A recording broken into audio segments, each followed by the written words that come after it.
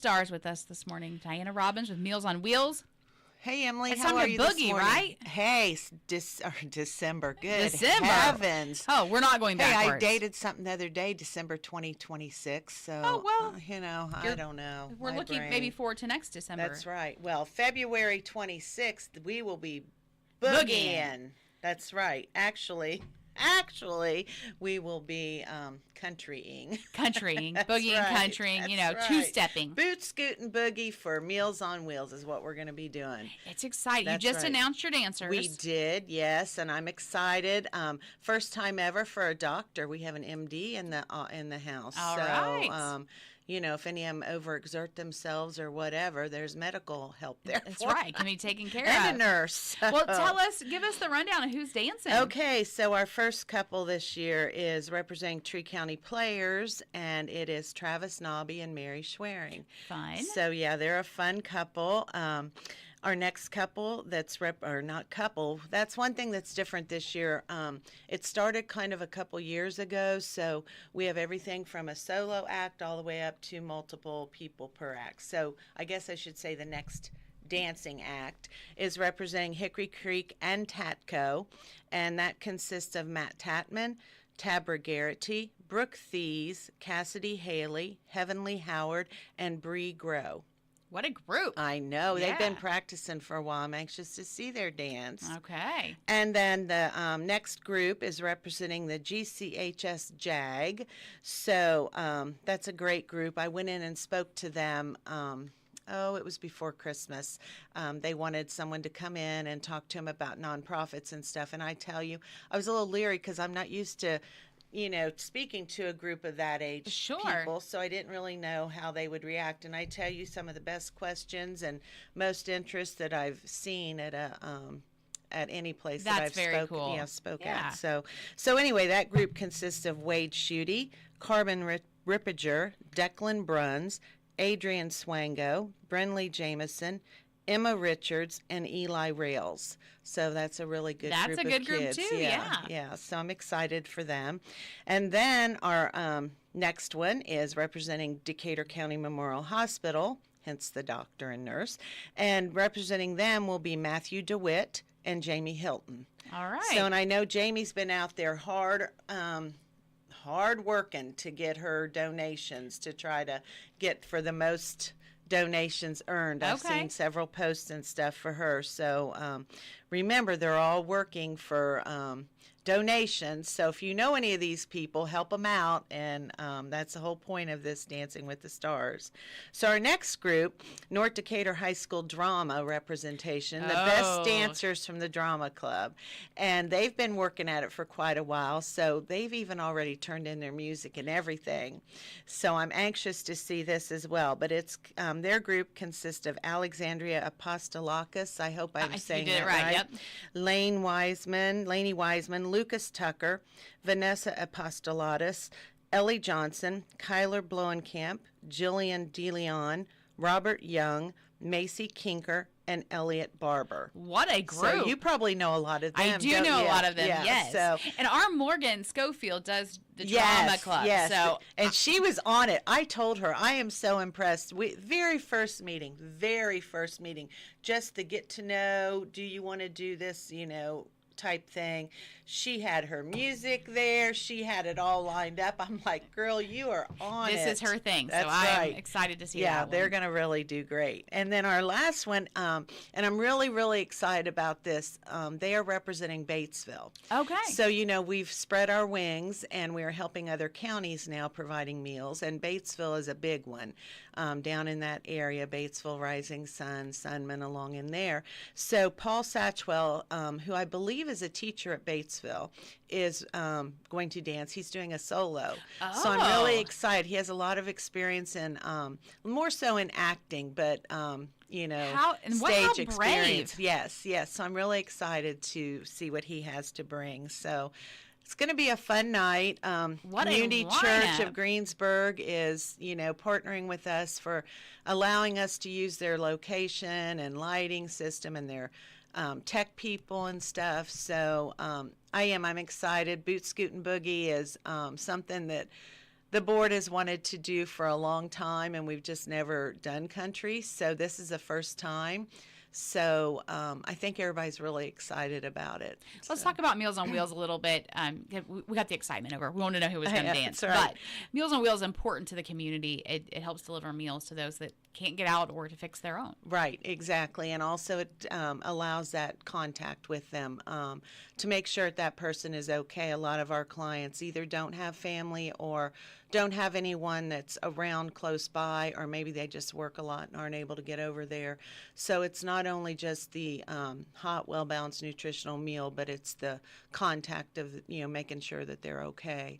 So, it's just, as you know, it's my baby, and I can't say enough good about it. The drivers, through all this weather, as you know, I'm a snow lover, so I was excited. My drivers were not so excited, but we got a meal for them every day. We did change the delivery process a little to cover it so we weren't out during the days that we were on red, right? But they had their meal because we delivered the weekend before, so they did not do without. And along with that, and it was kind of ironic, we'd been working on it for a while, but we decided, actually when we started talking about it was when they were going to stop the food stamps and cut them back.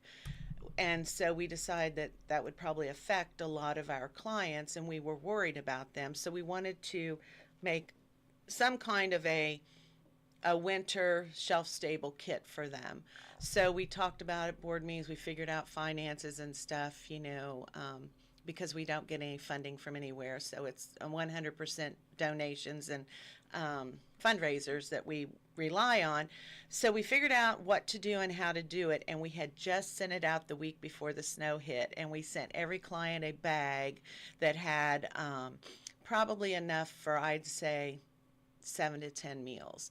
So they had beef stew and different kinds of complete dinners, and then they had some soups and some vegetables and some crackers and some Rice Krispie treats and Pop-Tarts and just different things like that. So not only did they continue to get their meal, but they had that to fall back on to help them. Yes. So we were very thankful that, we sent that out when we did. So, very good timing. Yeah. Couldn't have been better. So let's talk about the cost, because what happened, you guys work year-round to do fundraising, take donations, but that's in an effort to keep the cost of the meals down to your clients. Exactly. So our cost, as many people, everybody struggles right now, continues to go up, especially the food cost.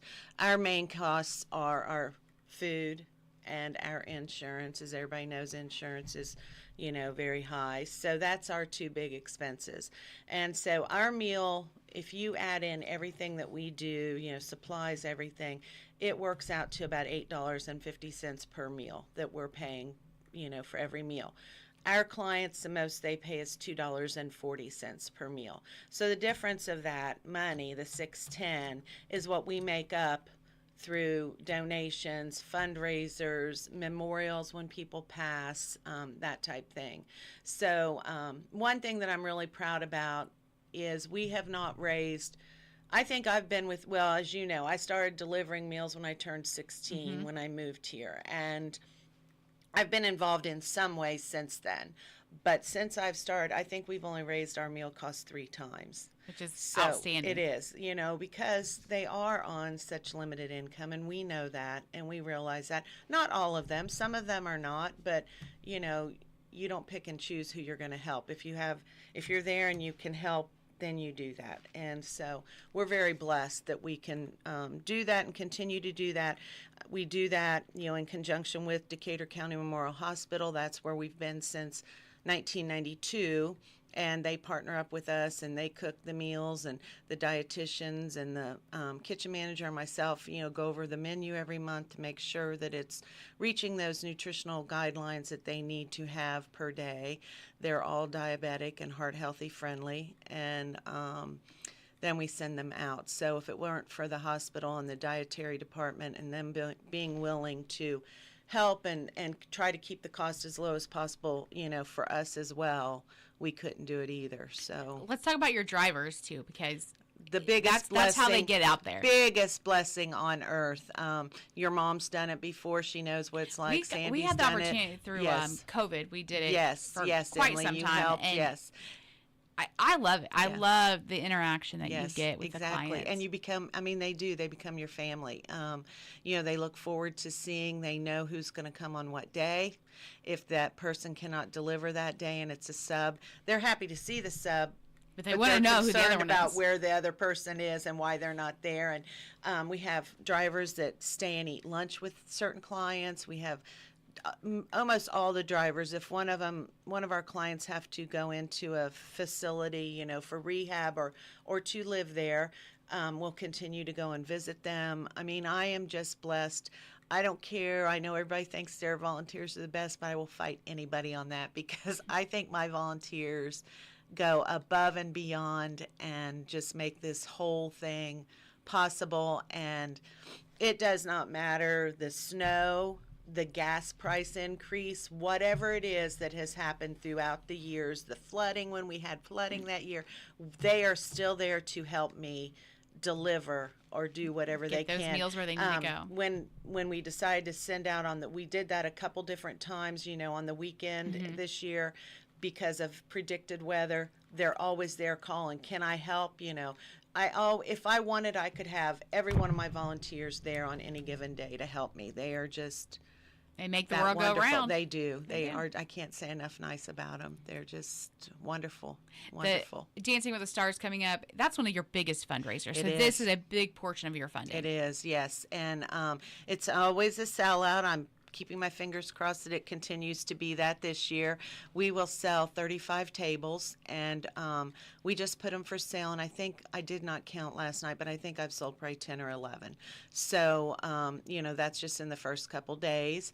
I always stress to everybody, if it's something you're interested in, you know, please reach out sooner rather than later for that reason. And I will tell you also the other reason, as I get the orders for the tickets, the reservations, that's how the seating is done. So the obviously the dancers will get, you know, their family will get the closest tables because they're dancing.